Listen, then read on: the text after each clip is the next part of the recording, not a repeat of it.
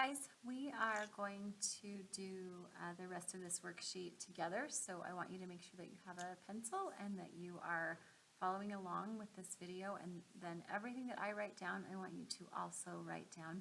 You guys will be taking a test a little bit later in the class period, and you need to know how to do each of these problems. Okay, so this one says Val had a grilled chicken wrap and a berry smoothie. If Val added a 12% tip to the cost of her food before tax, how much did she pay for the tax and tip together? So in order to figure this out, we first need to write down her order. So the cost of a grilled chicken wrap is $8. I'm going to go ahead and just do it down here. Okay, so $8 for the grilled chicken wrap.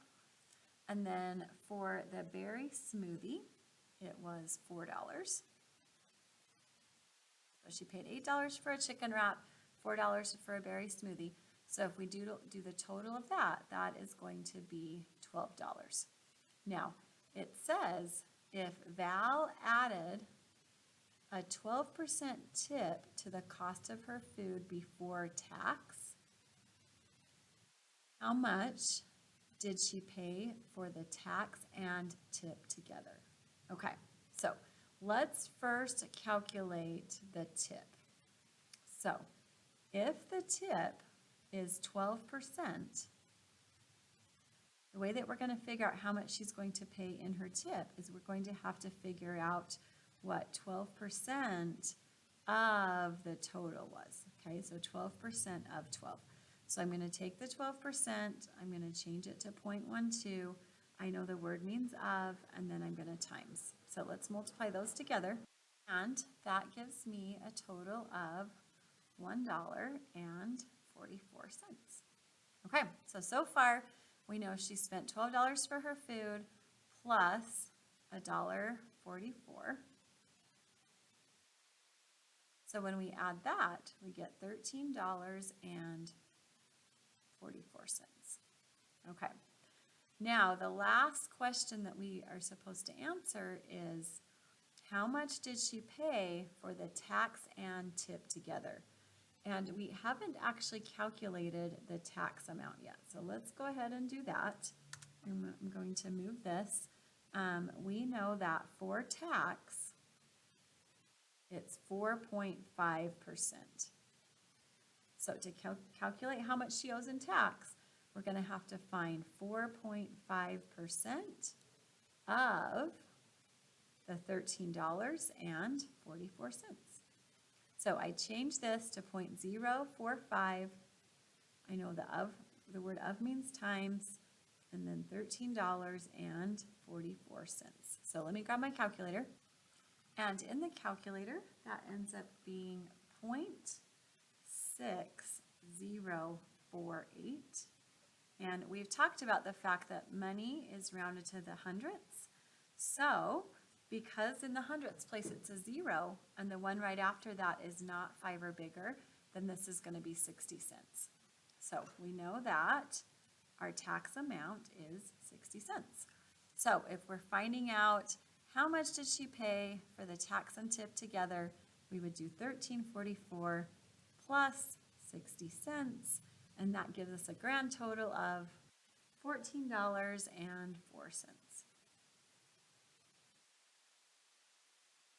One. It says Max picked up an order for himself and his brothers, sorry, let me go ahead and clear off this screen so that we have some space here. So we're going to clear off that, and we're going to clear off this. Let me clear off all of this actually. Give me 1 second. Did I get everything? One more. Okay. Max picked up an order for himself and his brother. The order contained 2 hummus wraps, 2 pasta salads, a slice of carrot cake, a berry smoothie, and a bottled water. Max and his brother decided to split the total cost of the food, including tax. How much did each of them pay? Okay, so what we're going to do here is we need to add up the total cost of their order, and then we need to figure out how much they're going to pay in sales tax, And then we are going to divide that amount by 2 because it said they decided to split the total cost. Okay, so for 2 hummus wraps, we know that for 1 hummus wrap, it's $9. So we're going to say 2 times 9. They also got 2 pasta salads, and the pasta salads are $5 each. They got a slice of carrot cake, which is $6. They got a berry smoothie, which is $4. And they got a bottled water, which is $2. So we need to calculate the total amount that they spent for their order. And that is $40. Okay, now we know that the sales tax at Green Park Cafe is 4.5%. So to find the sales tax amount, we're going to do 4.5% of the $40 total. So 0.045, because we're going to take that 4.5 and divide by 100. We know the word of means times, so 0.045 times 40. So that's going to be $1.80. So if we take their $40 total, we add $1.80, that gives us $41.80, and they want to split this amount evenly, which means we are going to divide that by 2 to get our final answer of $20. And it said 20.9, so we know that that is $20.90. Okay, flip your paper over to the other side. And we're not going to do all of these, but I do want to do a few of these, and the only ones you're going to get checked off with me are the ones that you follow along with in this video. So remember that a discount is a decrease from the original price. So if you get a discount, that means it's going to cost less. And anytime you are figuring out a discount, you're always going to subtract. And then remember, a markup is an increase. So anytime you're doing a percent markup, you're going to have an addition as part of your numeric expression. Okay, Serena is shopping at a store where all of the winter clothes are on sale. An $89 jacket has been discounted by 30%. And then the question we are being asked is, how much will Serena pay for the jacket? Okay, so the original price of the jacket was $89. And we know that she gets a discount of 30%. So we're going to say 30% of 89. And you guys know how to write that mathematically, is 0.30 times 89. Now, this is only the discount part. This is the amount that she gets to save. So when we do 0.30 times by 89, we get $26.70. Okay, but the question that we were being asked is, how much is she going to pay? So the $26.70 is what she gets to save. So to figure out what she's going to pay, we take the $89, which was the original price of the jacket, and then we minus the $26.70, and that gives us $62.30. Okay, now another way that you could do this, I'm going to show you another way that you could do this. If the jacket is discounted by 30% and we take the 100%, like the total initial amount, and if we know we get to discount that by 30%, that means the jacket's only going to cost 70% of the original. Okay, so this is another way that you could write an equivalent numeric expression for this situation. And when you do 70% of 89, when you do 0.70 times by 89, you get the exact same answer as 6230. Okay, so there are actually 2 ways that you can do this. You get to pick which one you think is the easiest. Okay, next question. We're not going to do that one. So let's go ahead and go to the next slide.